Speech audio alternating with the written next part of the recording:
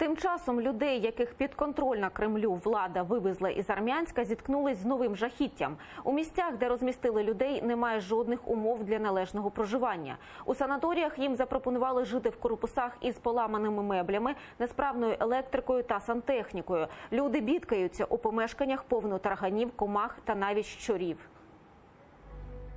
Каждое утро приходят здесь дети и умываются. Вот посмотрите.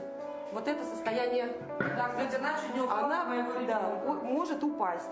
Посмотрите, пожалуйста, на условия, в которых мы проживаем. Ободранные обои, сыпется штукатурка. Вот, например, элементарное. Мой старший ребенок спит на этой кровати. Здесь, посмотрите, пожалуйста, какие матрасы. В каких пятнах, что это, я не знаю. Бортиков здесь нет. Я вынуждена поставлять подушки, потому что ребенок ночью падает.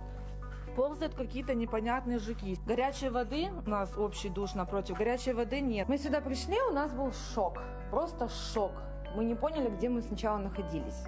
Потом, когда уже пришло утро, мы уже пооткрывали глаза, шоковое состояние было неимоверное.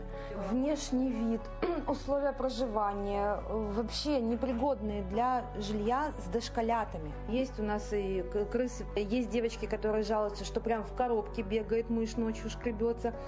Есть вот всякие насекомые, вот мы убили вчера вот вечером, вот эту скалопендру.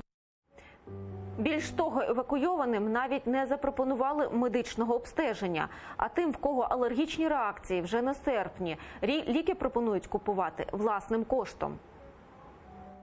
Я приехала, у меня опухший глаз, у меня пошла аллергия, у меня обсыпала лоб, колени. Я пришла, обратилась в медпункт, мне сказали, выписали список лекарств, идите покупать. Простите, мы в экстренной ситуации, мы собирались, мы без денег, мы без ничего приехали, что нам делать?